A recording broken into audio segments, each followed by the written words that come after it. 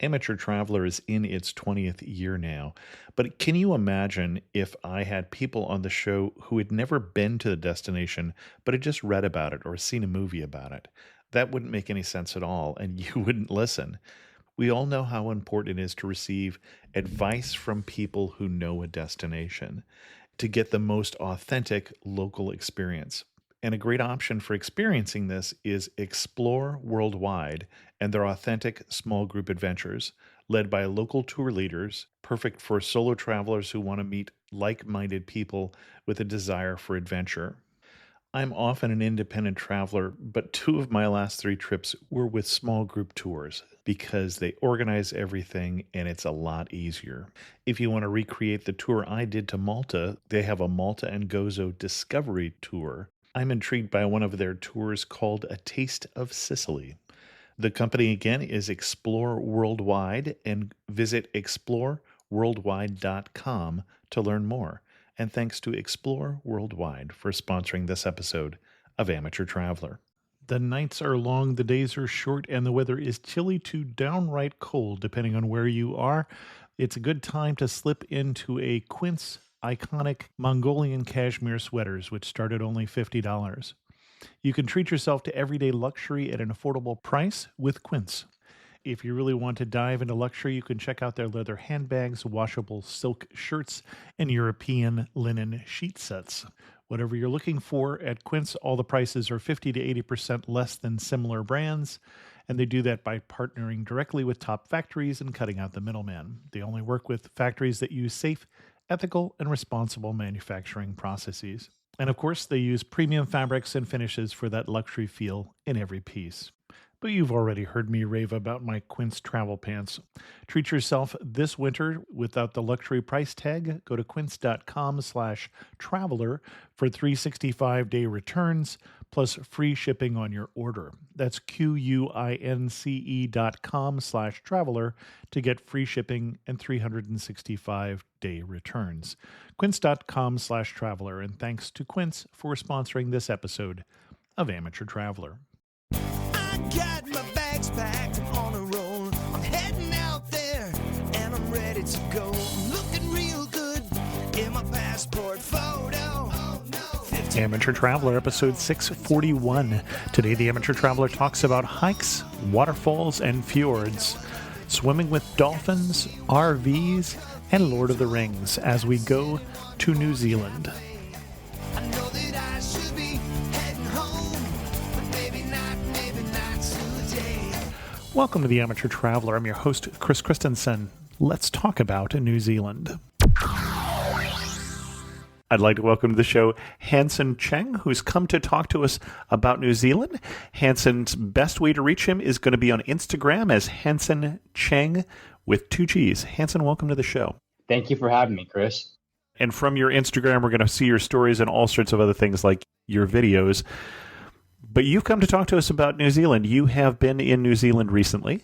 Last February, I was there for 3 months, and it was somewhat of an unplanned trip. I basically just bought a one-way ticket to New Zealand. I didn't have any real concrete plans. I just knew I wanted to live out of a van in New Zealand and let the trip happen organically. And I wasn't sure if I was going to be there for a few weeks to 3 months, and it ended up being 3 months, which was an amazing experience. And just to clarify, unplanned trip, you didn't accidentally end up in New Zealand. It's just that when you got there, you had no particular plans. I was actually meeting my friend there for a wedding. It was an inadvertent invitation to a wedding, which I don't think they thought I was going to accept. And I was like, yeah, I don't know anything about New Zealand. I remember the bride was pretty shocked seeing me there because she was like, why are you here? And it was kind of a last minute recovery where they're like, all right, it's cool. We have a place for you. They just didn't think I was coming. So they set up a place for me at the wedding. So it all ended up panning out. But that was my initial excuse for going to New Zealand. But yeah, it turned out to be an extraordinary experience. Excellent. And now I've asked you to narrow down your trip into a recommended, I think we agreed on a 2-week trip. Then 2 weeks seems like a great amount of time to spend if you're going as far as New Zealand. What kind of itinerary are you going to recommend for us? Yeah, I've had a lot of time to refine this over and over and over because I've recommended it to a lot of my friends going to New Zealand. But I would recommend number one, flying into Auckland. It's the Hmm. biggest city in New Zealand, and you get to get a nice transition from the United States into basically the wilderness. And from there, I would rent a camper van with a bed and a toilet. And this is very important because when I bought a van in New Zealand, it didn't have a toilet, which meant that I was not able to camp in as many spots as people with a toilet. Okay. And so if you get one with it, you don't have to use it, but you just have more options to camp out, which is really cool. And then from there, I would drive from Auckland. I'd go straight to Coromandel. I would hike the Pinnacles, which is on the way to Coromandel. You can go to a place called Hot Water Beach, which is close to Cathedral Cove. And so I would go to Coromandel, and then from Coromandel, I would fly past a couple of waterfalls down to Tongariro Park. Okay. And then from Tongariro Park, I'd go to Wellington and take the ferry from Wellington to the South Island. And then from there, I would drive to Takaka, which is up north on the South Island, and go through Abel Tasman National Park, go to the east side of the South Island to Kaikoura. Okay. From Kaikoura, I would head on through Arthur's Pass and then head on right through Lake Tekapo, go through Mount Cook, camp out there for a bit. And then I would spend the day in Queenstown on my way down to Milford Sound. This entire trek would probably take about 2 weeks. And then from Milford Sound, you could have like a day or two to relax and fly out of Christchurch, or you can go along the southern tip of New Zealand, which is you can take that out in a few hours. And there's some really cool, amazing spots that not many people have gone on the southern tip of New Zealand. Excellent. Yeah, it's really cool. If you rent a camper van in Auckland and plan to leave Christchurch, you can find a lot of companies that allow you to drop off the van in Christchurch, and you just do the entire. Do the one way. Yep. Okay. Yeah, I did the camper van, although I did Auckland to Auckland and I did one without a toilet. I did a spaceship. Oh, yeah. The orange ones. I've also done the juicy camper van, which there are the bright green ones that you see. And those two are, as we've talked about on other shows, maybe on This Week in Travel.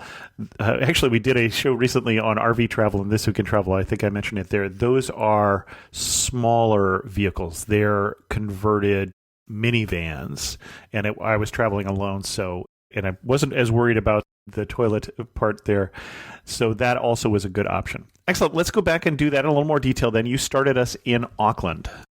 When I went to Auckland, my goal was to get the van as quickly as possible and head out. So you didn't really spend a lot of time in Auckland then? Well, it was raining. It was pouring when I got there, so I spent longer than I would have liked. And here's the thing. If I were to go to New Zealand, I went in February, and that was the middle of the high season. And so every van I was trying to get was going literally an hour after I would text someone to look at a van to buy. And this was the same thing for rentals. The rates are really high in February. If I were to go, I would plan on going in maybe November or December when it's almost springtime for them, for New Zealand. Basically, get your pick of rental van, and the rates are a lot lower. Well, and I did June when things are cheaper and the weather in the North Island is fine. It's kind of like a California summer, a California winter rather. So it's maybe a little rainy, but it really wasn't too bad, wasn't cold or things like that. But then things in Queenstown, for instance, were more shut down. And so I actually spent all my time in the North Island, and there's an old episode about that. There's somewhere in between there. Shoulder season probably would make more sense, yeah. Yeah, absolutely. The only thing I will say before we you're going to head us off to the peninsula there, and I also, like you, got out of town quick, and one of the reasons for that is I just got off a plane and I'm driving on the left-hand side in a foreign camper van.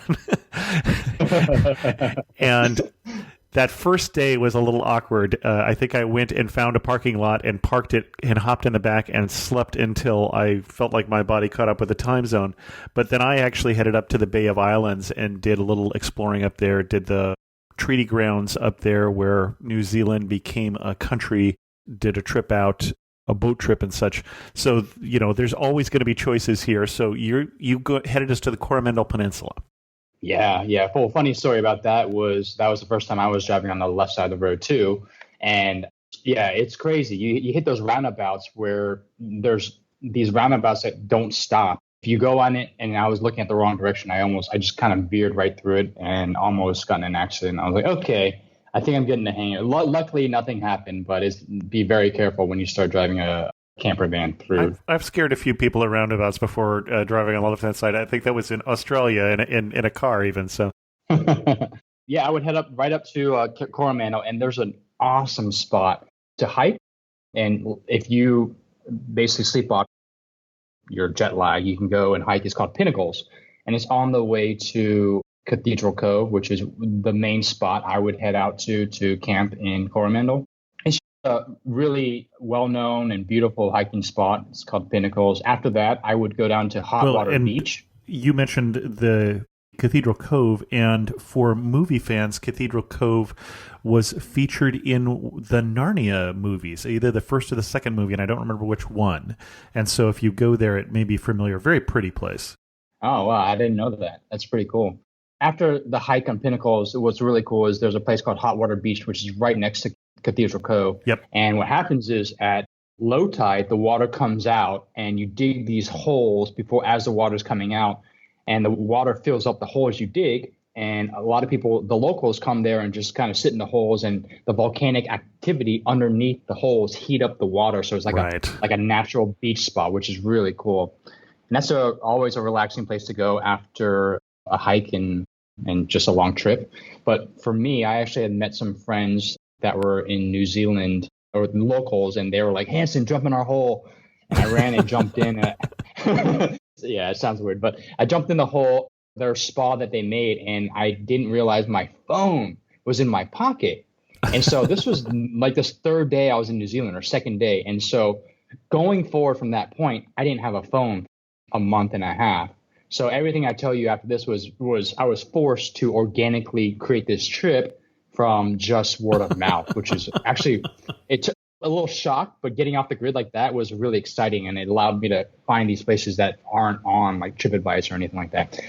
After that, I went to Cathedral Cove and I camped out there. You can sleep in the parking lot for free, which is really cool, but it's one of the coolest places to sleep because you're on this cliff overlooking the ocean. Mm-hmm. If you're there at the right time, the Milky Way is so insane that it can reach from one edge or the horizon of the Earth all the way above you, like a rainbow of stars, and it ends on the horizon. It's ridiculous. I didn't know the Milky Way was so vast in terms of our perception of it. But so sleep out there. I would recommend going down to Cathedral Cove at night if you want to check out a photo I took. It's of the Milky Way, and I took a shot of my friend walking out of Cathedral Cove with the Milky Way and the ocean and the cave. It's really cool. Going at night is really, really nice because there's no one there, and the stars are just glowing there because there's no light pollution. It's on the East Coast, so you'll catch a beautiful sunrise there, and there's no one there, and there's a waterfall like right on the beach. It's a really magical place. But if you're heading there after 9 a.m., I would say it gets kind of crowded from like 10 till sunset. It's pretty crowded. Okay. And then you headed us south from Coromandel. So after Coromandel, I would head down to Karangahaki Gorge, and it's a really cool, like, abandoned mine. They have the track still in there, and I'm not sure if it was a coal mine or a gold mine. I forget, but there is a big gold mine, a big open pit mine just south of the Coromandel Peninsula. It's pretty famous, but I've never heard of it in any other TripAdvisor reviews, and I kind of stumbled upon it. The Martha Open Pit Gold Mine in Waihi. Waihi? Is that the one you're talking about? No, I'm talking about Karangahake. Karangahake. Yeah, gorge. Okay. I'm not sure if it was coal or gold, but it's actually pretty vast. I mean, they have bridges there, and it's a really cool place if you have a drone to fly the drone because you're in this really old time feeling town of mines, and you get to go through the caves. There's these tunnels of mines that go for miles, which is really cool. So here's a secret little spot that a lot of people don't know about because it's actually closed to tourists. Yeah, this one's off the beaten track, and you're technically not supposed to go there because it's dangerous, but some people still go there. And I heard about it from some locals that were in the area, and they're like, it's an adventure. So it's called Omanala Falls. It's also in my Instagram feed. It's the one where I'm standing with basically at a waterfall. But how you get to it is they actually built a metal door blocking off the path down to the waterfalls. And you can't see it. You can kind of hear it. But you got to, at the metal door, turn right, jump over a big wall. And you hike up, I don't know, maybe 50 feet, like straight up. And there's sometimes people there that guide you. But then you kind of hike down 100, 150 feet down to the waterfall. It's not really a path. It's more of, you can kind of see just mud of where people have walked. And you head out there, but it's just one of the most amazing spots because it's this massive waterfall that's probably 80 to 100 feet tall. It's surrounded by rainforest, and it flows into this lagoon, and you can swim in the lagoon that the waterfall is falling into and walk behind the waterfall. And it's really something out of like a movie. Like not many people know about it. And if you're one of the very few that are adventurous and want to explore something that's not open to the public, it's really exciting. Getting arrested for trespassing can be exciting. We should say that the recommendations made on Amateur Traveler are not those of the host. Yeah, exactly. For the ones that do, just tell them you didn't hear it from this podcast. That was probably one of the most amazing experiences of my life. It was just definitely the most beautiful waterfall I've ever seen. Cool. And for the ones who don't want to go on that trek, you can check out the photo I took on my Instagram account. It's insane. It was very lush and green. It's beautiful. It's my favorite photo I've ever taken up to this point. Ah bon chien. Bonjour, je suis Theo, a tour leader with Explore, and this is Punti. He's helping us find truffles under the trees next to this beautiful vineyard. Maybe for tomorrow's cooking class? Oui, call semi-heure. Parfait. Semi-o'clock. Not everyone gets to enjoy a Bordeaux sunset this way, but you will if you explore. No, Punti. Search exploreworldwide.com and don't just travel, explore. But after that, there's another waterfall that is actually on a campsite. So I would camp there. I did camp there. But it's called McLaren Falls. It's pretty close to Omanala Falls, 30 or 40 minutes away. Mm-hmm. But the crazy thing about this place, if you go at night, again, you can see the Milky Way above you. And there's this waterfall in the middle of the forest. And the canopy of the forest opens up so you can see all the stars and the Milky Way. But at night, when you go, and this is why I recommend it, there are glowworms that light up all around the waterfall. And it looks like you're in a scene from Avatar. It's insane. There's just neon green glowworms. Have you seen the glowworms from like Waitomo Caves? I've done the Waitomo Caves, both the glowworm boat trip, which is anybody can do. And then I've also done the blackwater rafting in Waitomo. That would be one of my most insane experiences where you get an inner tube and you wear wetsuits and you go down basically an inner tube and underground river. I wanted to do that so bad, but I never actually made it. To Waitomo. Well, I went through Waitomo for the purposes of looking at the glowworm cave. Sure. But the reason why I went to McLaren was because I went to Waitomo and the line was so long. I was like, oh, man. I was on a budget. I was trying to, my budget lasts for 3 months versus 2 weeks. I basically was like, okay, I talked to some friends that were backpacking there and they told me about these two places. One was McLaren Falls where you can see the glowworms for free. Another is close to Waitomo, which is only 3 or 4 miles or maybe 5 miles away from Waitomo. And no one knows about it. It's called the Natural Bridge. Okay. And it's basically this cave that fell down a long time ago and created this. It's kind of like Cathedral Cove, but it's this massive, massive cave where both sides fell down and it's just a roof. And you go in there at any time after 9 or 10 p.m. and there's no one there. And there's millions and millions and millions of glowworms that light up the entire cave. And it's so surreal because you're the only person there. No one knows about it. And this was my first attempt at taking photos in a cave at night. So my photos weren't very good, and I don't have anything to show on my Instagram.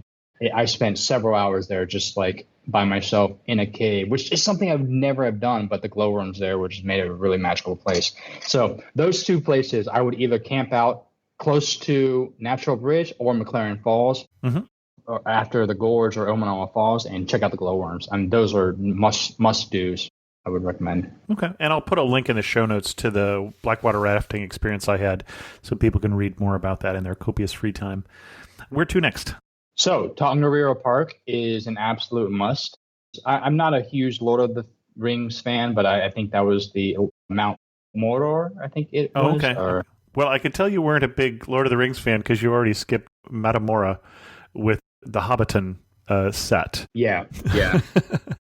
A lot of people were telling me to go there, and I never made it there. I was more into the off the beaten track type of places, and so but Tongariro Park is, I think it was Mount Mordor or Mount Doom, or the place where all the bad guys lived in Lord of the Rings. That was where that was. But I would just go there for the hiking. The hiking's insane there. It's really cool. And let me just correct what I said. The Hobbiton is in Matamata. I couldn't remember the name of the top of my head. Okay. Yeah, so Hobbiton's actually close to... Further up. Yeah, we passed it at this point. Yep. Gotcha. So after Tongariro, I mean, this is an intense hike. Like, it's an all-day hike. You leave early in the morning. You get back at like 4 or 5 p.m. Okay. You should drive down to Wellington, and then Wellington's only maybe a 2 or 3 hour drive, I think. It's not too far. You can definitely do it.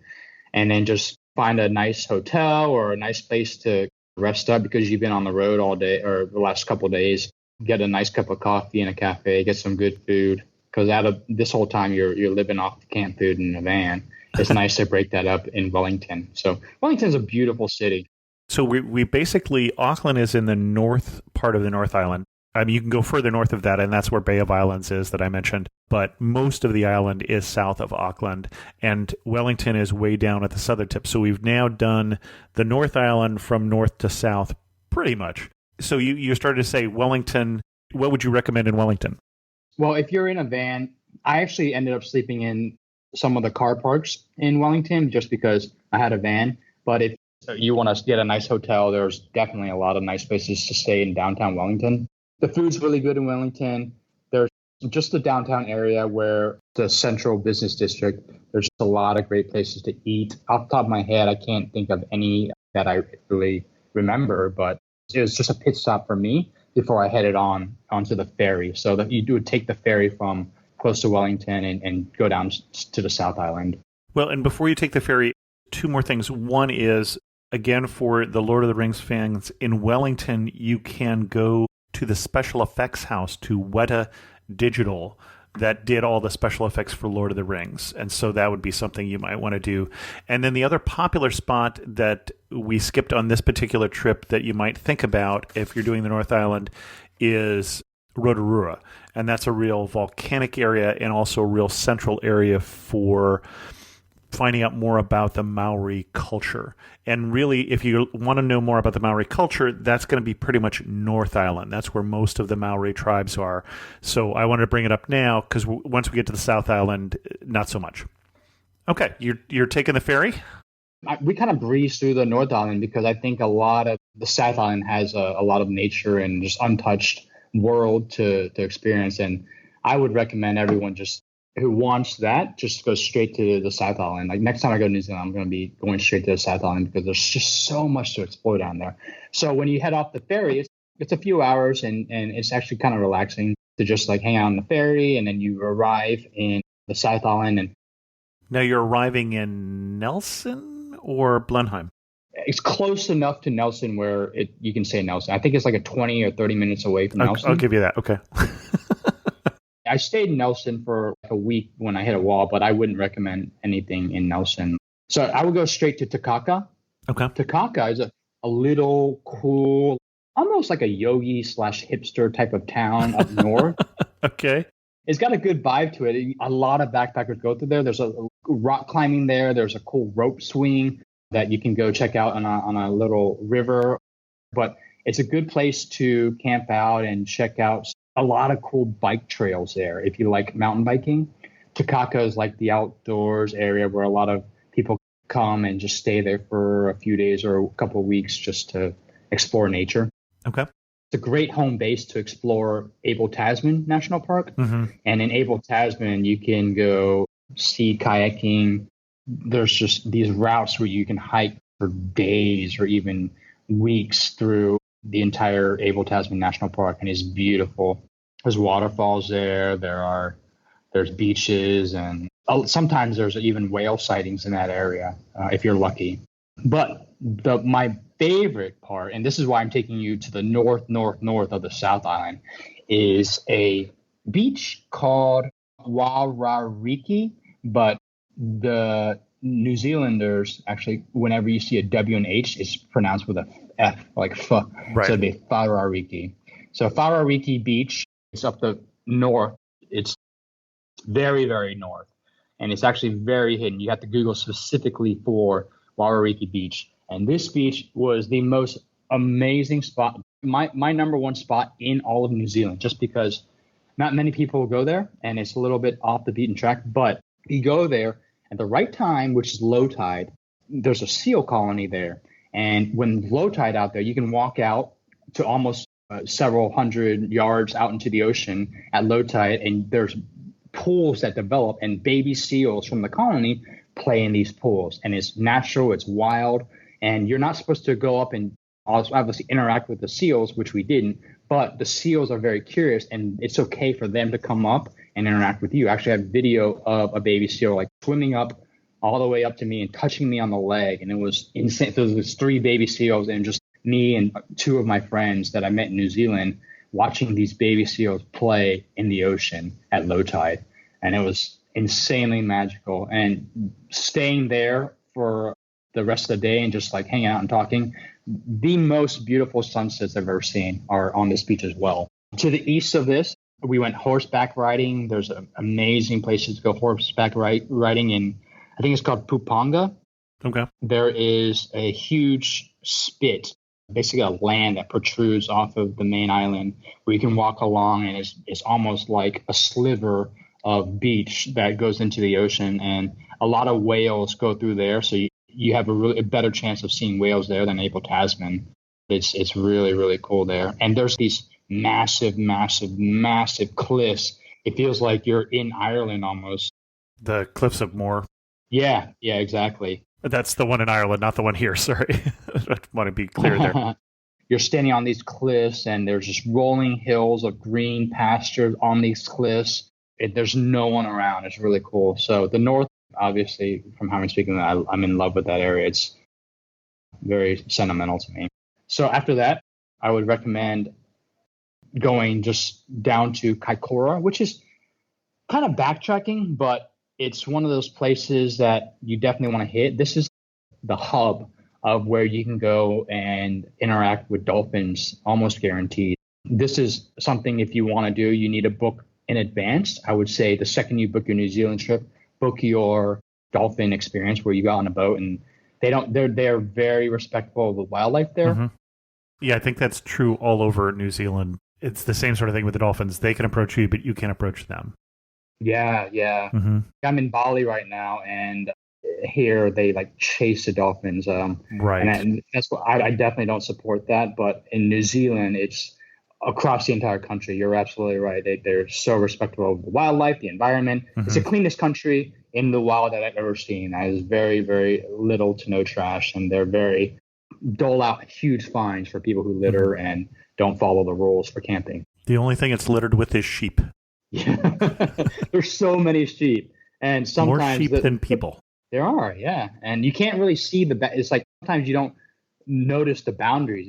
It feels like they're out in the wild, but all the sheep you see is on someone's land, and that land extends all the way to the brinks of what's public and campsites. So it's like basically you're camping with sheep, which is kind of cool.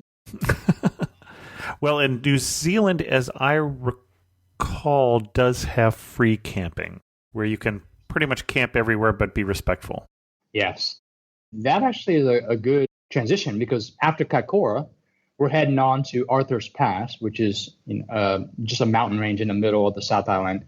But my top two campsites are in one of the top two is in Arthur's Pass, and it's a free campsite. And it's on this lake in the middle of Arthur's Pass, and it's so beautiful. I spent almost 3 or 4 days there. Number one, it's free, but number two, not a lot of people know about it. And it's on this lake when you're surrounded by mountains, and the stars are unbelievable there. And it's really good for night photography because they have those long, long, long highways where you see in those Instagram photos where people are just like walking on these long highways and just mountains, and there's nothing for your eye to see, and there's no traffic. At night, it's great to catch stars on those roads, and during the day is amazing for photos in Arthur's Pass. Cool. So after Arthur's Pass, you head on to Lake Tekapo. I'm not sure if I'm pronouncing it right, so if I'm not, correct me. That is so true with so many things we're saying on this episode. So if you want to hear things pronounced correctly, go back to the first episode we did on New Zealand, way back in episode 104 with Craig and Linda Martin of the Indie Travel Podcast, because they are Kiwis. They are from New Zealand. So that's where you'll hear the correct pronunciation is. Go back to that episode. Perfect. All right. Yeah, so Lake Tekapo is just beautiful, almost unreal turquoise blue lake. And when you go at the right time, the sun hits it, and it's just almost a neon blue, but it's natural and it's beautiful. That's a really good place to camp out. There's a church there, Church of something Christ, but it's close to Lake Tekapo, and it's a very famous place for photography for those photography nerds out there. The Milky Way tends to a lot of times be right in the picture where you take a picture of this church at night. And it's really, really beautiful. Oh, and it's now close. I think I know the picture you're talking about. I think I've seen it. Yeah, the Church of the Good Shepherd. Yes, exactly. Church of the Good Shepherd. I have a photo of that on my I'm not doing Instagram that from memory. well. I'm just fast at Googling. Let's just be obvious here. I remember that church. Here are the map coordinates of my memory. No, but I can picture the photographs you're talking about with the church silhouetted against the stars. Yeah, so that's a really cool spot close to Lake Tekapo. It's basically surrounded by water because like out on this little man-made or island on the water. Mm-hmm. It's not on Lake Tekapo, but it's on its own little body of water. But from there, Mount Cook. I mean, Mount Cook is like I think the best place to go camping and hiking because it's in the middle of the mountain ranges. Yeah, same thing. You're just surrounded by amazing trails and different camp spots, and you're in this valley of mountains that to get to, you take this long highway in, and you can spend, days, weeks, whatever. It reminds me a little bit of Yosemite in that it's so secluded. It's kind of a hike to get to, but when you're in there, it's its own world. It's like a little bubble of just untouched wilderness and mountains. So clearly, really you're cool. not talking about the valley floor in Yosemite in July when it's rather crowded. But yeah, Mount Cook is a great place to basically go and camp out there and drink some beers with some friends and watch the stars. Another amazing place is Wanaka, where the famous Wanaka tree is. You might have seen that photo as well. It's that like singular tree that grows it seems like it grows out of the lake in Lake Wanaka. It looks like a large Chinese bonsai tree. It's pretty cool. I have no idea what you're talking about. I'll have to look that one up. Really? Oh, you got it. Yeah, man. You got to go to my Instagram account. I took a picture of it at sunset. It's really cool. It's a iconic photo that very famous in New Zealand. I see what you're talking about. Yeah. Yeah, it's really cool. If you look at it, it looks like a big Japanese bonsai tree. The way it's shaped, and it's got this like low hanging limb of. Definitely go there, but next to that lake is a really awesome hike. It's called Royce Peak. Mm-hmm. It's not as hard as the other hikes you've been on. Tongariro is much harder. Some of the hikes in Arthur's Pass and Mount Cook are a little bit harder. This it's decent. It's probably a 4-hour hike of just basically trudging uphill. I did it in only a couple hours, and I'm not in the best shape of my life. Yeah, it's pretty easy, and it's got an amazing view. It's spectacular. It's probably one of the best views I've ever seen. So if you go up there, make sure you bring a fully loaded camera. And sunrise is perfect or sunset. Either works. and it's very safe. You're basically park right off the road and you hike right up the mountain. So there's not a lot of hiking to get to the mountain. You just go start walking uphill, which is pretty cool. Highly recommend that. And then head on down to Queenstown. Queenstown is, I would think, thrill central. I mean, this is where you go for bungee jumping and skydiving. I did skydiving there, and it was amazing because you can see everything you've just experienced. You can see and everything that you're going to experience. When you skydive in Queenstown, you can see from Mount Cook, and on a clear day, you can see all the way down to Milford Sound. It's amazing. Now, it is amazing that you've done an episode on New Zealand and you didn't jump off anything until you got down to Queenstown, because this is the land that gave us bungee jumping and zorbing and all sorts of other bizarre activities. Did you know what zorbing is? Did you run into that one? Is that the thing where they attach you to a line and basically throw you off? And no, this is the one where you get inside a ball and they roll you downhill.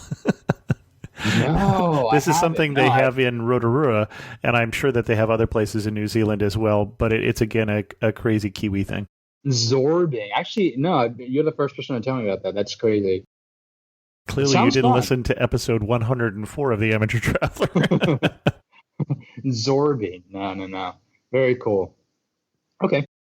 Queenstown is definitely for the thrill seekers. And what we should say, when you say Queenstown is for the thrill seekers, you can absolutely do thrill seeking and adventures and all sorts of things there. But even if you just like looking at pretty things, I think you're probably going to say that you should still go to Queenstown. Yes. Queenstown is a must stop because there's a few beautiful hiking spots there as well. Yep. I was very upset because there's one that I wanted to go to, and I can drop the name for you later, but I didn't get to just because the weather didn't pan out. But it was supposed to be as good as Roy's Peak and less well known. So I was in Queenstown, but I stayed in my favorite little campsite, which is no cell phone service. It's maybe 10 minutes outside of Queenstown, and it's doesn't pretty much every campsite for you on most of this trip have no cell phone service at least halfway through?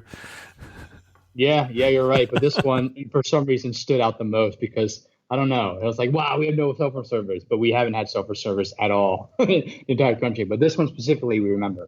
But it was beautiful. You're on this lake, and the campsite is surrounded by, obviously more mountains. What is the name of the lake and the campsite we're talking about? Funny, I only have a Google Map point. Doesn't do us as much good if we can't tell people where it is. That's the definition of frustration. There's a really cool place, but you can't get there. The hiking place that I wanted to go and never went to was Ben Lomond, Benlomond, and it's beautiful. So the campsite is called Moki Lake, Mokelake. Oh, this campsite is, you think of the epitome of a perfect campsite, it's this one. It costs maybe $12 US to stay there each night. Mm-hmm. You get your own little plot of land, or you can just stay out right next to and set up a tent right next to the lake. And these ridges come across the lake, and the lake is so peaceful and calm that at sunset you get this perfect mirror of the mountain ridge on your campsite. You can just open up your door and you're looking at this pristine image, and there's no one there. There are people there, there's very few, and you have just enough land. You feel very private and to yourself, and it's vast. You're in this huge valley surrounded by nothing but a lake and 360 degrees of mountains that you can go hike and sheep, and it's really cool. Now, put me on the map here. Are we down in the Fiordlands already? No. We're in Queenstown. You're still right up in Queenstown. Okay, got it. Yeah, Moki Lake is right outside of Queenstown by 10 minutes, maybe got 15. It. Okay. And then Ben Lomond is right next to Moki Lake. So everything is in this area. There's another town called Arrow Junction, or Arrow Town, and it's like an old-timey type of like gold rush feeling town. I never went there, but for people who are into like the old Western type of feel, you should go to Arrow Junction, I think it's called, or Arrow Town, and it still has that feel. A lot of my friends told me to go, and I never went. Another hiking place is by the remarkable ski area during spring or summertime in New Zealand, which is like December, January, February timeframe. It's really cool to hike there as well. And the name of the ski area is Remarkable? The Remarkable Falls. Okay. That's a little secret hiking place that no one goes to. That one and Ben Lomond, they're very not well known, but I heard that they're as beautiful or more beautiful than Roy's Peak, and Roy's Peak is insane. So Okay. Where to next? now we head down to Milford Sound. Milford Sound is basically a national park of fiordlands. It's I mean, you could spend weeks there. It's the southern Abel Tasman. It's very famous. I think it's one of the natural wonders of the world. Number 8. It's only a few hours drive down from Queenstown, and when you go there, you're going to pass this almost never-ending field of grass that is insane to take a photo of. I took a photo of it, and it looks like I'm standing in this field that goes on forever, and in the very, very, very distance, there's a couple of mountain ranges. So even the drive out to Milford Sound is extremely serene and gorgeous. I mean, it's actually like that all of New Zealand. You've done it. You basically want to stop every 5-10 minutes to take a photo or a video of where you are because it's just out of this world. Well, I have not been down in this area. That is the one thing that I've really missed because I've only been in winter, and so I've stayed further north or been down to Christchurch, but have not been down to this area. That's a future trip. It's different. So the landscape changes. When you're in the north, it's more hills and ups and downs and like sheep. And then as you go more south, you're not driving through hills. You're actually driving on more flat land, but you're at the bottom of the mountains. So you're just going through mountain ranges, and they're just long highways of vast open land. It's just something that you never can imagine. It's just untouched, pristine land with just one highway going through it, and you're the only car out there, it seems like, for miles and miles. So it's really easy to get caught up just watching the scenery go by. So it's nice to drive with 1 or 2 people, so you can just kind of take the back seat and, I don't know, go off into your own world while you drive through. So the drive down from Queenstown to the Fiordlands is one of my favorite drives just because it's so beautiful. Fields on one side of you, then you got mountains on the other. And then I would recommend taking it's a really touristy type of ferry that takes you out into the actual, takes you through mountains, and then the water goes through them, and they'll tell you and explain to you all about how it was formed and the history of it. But you can also take a helicopter ride, which is really cool. Oh, I imagine that would be, yeah. Yeah, I couldn't afford it at the time, but next time I go back, I think I'll splurge for that. You can take a helicopter. I think you can take one from Queenstown.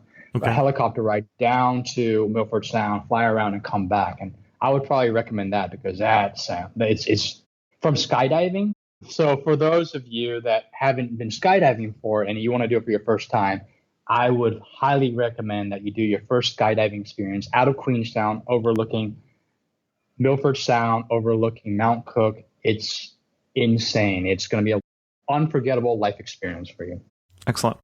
After the Milford Sound, you have 2 options. So far, everything I've talked about, you can take a day or 2, and it'll take you to about day 12 or 13. For me, I would want to maximize my trip here. I would go to the southern tip of New Zealand, which not many people have gone, surprisingly. But the southern tip of New Zealand, there is a bay, and it is called Porpoise Bay. My first surfing experience was here. And they got me all... Wetsuit, I think you mean. A wetsuit. Yeah, they got me all dressed up in a wetsuit, and they threw me out into this bay, and just out of nowhere, this huge colony of dolphins started swimming with us in the waves. It was insane. The instructor would, every time the dolphins swam out, he was like, dolphins, dolphins, dolphins, and the entire class would just watch these dolphins. They swam literally 2 or 3 yards away from us, and they were catching waves, and it was pretty cool. So if you want to swim with dolphins, and a good chance, apparently they come there every day or in the morning and in late afternoon when it's not so choppy, you can go to Porpoise Bay on the southern tip and swim with dolphins for free. It's so cool. After Porpoise Bay, there are a lot of cliffs on the southern tip of New Zealand as you drive east. It's interesting. There's these trees on the southern tip of New Zealand that the wind is so intense down there that it blows the trees to where they look just almost sideways, and they start to grow sideways away from the wind. And it's pretty cool to see these trees because they look like haunted witch trees. But as you go along the coast, there are a lot of places to stop. There's waterfalls, and there's a beach called Cannibal Beach. It's an interesting name. Don't stop at Cannibal Beach. Is that? Oh, Yeah, sorry. I yeah, thought this was going to be a warning. Go there. There's a surprise waiting for you at Cannibal Beach. But no, Cannibal Beach, I saw it and I just had to stop by just to see what it was about. And I didn't hear about this from anyone. I just drove by and saw it on Google Maps. And when I went there, it was one of those things where you go off the beaten path and you find something that's just so amazing. I went on this beach. It was massive. It was maybe a mile and a half, 2 miles of this huge beach, a lot of rocks, and it was gorgeous. And several colonies of sea lions lying out sunbathing on this beach. I don't know if it was a one-time thing or if they come there often, but I was the only person on this beach, and they were just scattered. There were 30, 40 different sea lions just lying out, babies just everywhere. And it was really cool. You very rarely get to experience something like that by yourself and just have it unplanned. So Cannibal Beach is one of those delights that I stumbled upon that I would recommend people check out if you have the time. And I'm going to say that there are most of the time, because I see lots of pictures on TripAdvisor and YouTube about Cannibal Beach with sea lions. So. Oh, really? Okay. Yeah. I never even heard about it. So, yeah, Cannibal Beach is a great place to catch sea lions. My favorite lighthouse in New Zealand is on the way as you go up to Christchurch. It's on the southern east tip, and it's the most southern east tip of New Zealand. It's called Nugget Point. And it's the best place I think you can go to catch the sunrise, because I think it's that point. It's this lighthouse that juts out into the ocean, and there's this huge walkway that kind of slopes up towards it. And at night you can see either the moon, the backdrop. I went there several times. You can see the moon against that backdrop. You can see the Milky Way against that backdrop behind the lighthouse, or you can catch a sunrise right behind the lighthouse. So it's really beautiful. So those are the best times I would recommend going to Nugget Point. Excellent. Yeah, and after Nugget Point, I would head up to Christchurch and then fly out of there. In terms of how long that is, I was looking up previously, and the drive from Queenstown, and we're a little further south in Queenstown, was about 6 hours to Christchurch. So we're probably, at this point, 8-9 hours south of Christchurch, so leave appropriate timing for there. One thing that I would recommend to do in Christchurch that is touristy but fun is the International Antarctic Center. A lot of Antarctic expeditions take off from Christchurch, and so there is a museum there where you can experience what it's like to be in Antarctica, learn more about it. My kids loved it. Well, and gonna have to start to wrap this up. Anything we want to say before we get to some of my wrap-up questions? No, this will take you through some of the most surreal and sentimental places that I've ever experienced in my life. And from the U.S., you'll never experience anything like New Zealand. I mean, even everyone from around the world, you will not find a place like New Zealand that's so untouched and pristine. So I highly recommend that you go there and to keep it a secret. Shh, don't tell anybody about this episode. So you're standing in the prettiest spot. I'm going to make you choose. Where are you standing? What are you looking at? Prettiest spot has to be on Fariki Beach. Okay. With the dolphins, and then with a friend or two. And then shortly after the dolphins walk away, you catch the sunset there. Most beautiful sunset in my life, 3 times at that same spot. So you can't beat that sunset. Excellent. One thing that makes you laugh and say only in New Zealand. I found myself in some crazy place, like in the depths of these caves where I don't think I should be. Really scary to be in a pitch black cave by yourself trying to learn photography with just a headlamp at like 1 a.m. It's scary. I mean, there's times where I'm like, what am I doing? Because you got to hike a couple hours and you find this cave and you go down there. And I'm trusting that there are no natural predators in New Zealand. And this is what I've heard from several people, but you just don't know. So I found myself several times just like, what am I doing? But it's always been an amazing experience, and it's only something I would do in New Zealand. Excellent. And if you had to summarize New Zealand in 3 words, what 3 words would you use? Insanely magical experience. Well, I would have been disappointed if you hadn't said insanely, but our guest again has been Hanson Cheng, and we mentioned you can find him on Instagram at Hanson Cheng with 2 G's, because somebody stole the one with 1 G. Hanson, if we wanted to send people to your best picture from your trip, what picture are we going to show them? It has to be the Omanoa Falls one, Okay. where I'm standing, and you'll see it and just like, wow. It was that one picture I took that leveled up my photography, but also captured something that I would say less than 0.5% of the people in the entire world will ever see. So, yeah, definitely that. With your permission, we'll use that on the show notes page. Yeah, absolutely. Excellent. Well, Hanson, thanks so much for coming on Amateur Traveler and sharing with us your love for New Zealand. Chris, thank you so much for having me. It was a pleasure. In news of the community, a couple weeks ago, I asked people in the Facebook group, that's facebook.com/amateur traveler, for some help. I was putting together a media kit, and I was looking for some quotes of how people have actually used the show.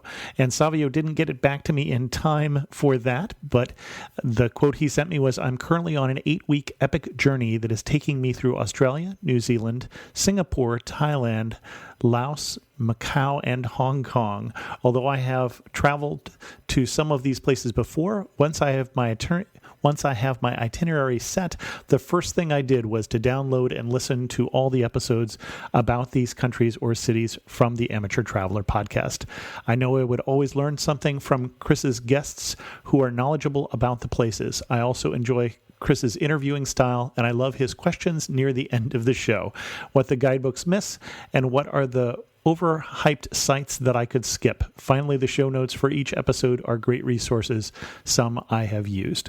Savio, thanks so much. I'm so sorry that we don't do those questions all the time anymore, but I hope that we made up for it by giving you yet another show about New Zealand. I do want to remind people that time is running out if you want to sign up for the trip to Africa.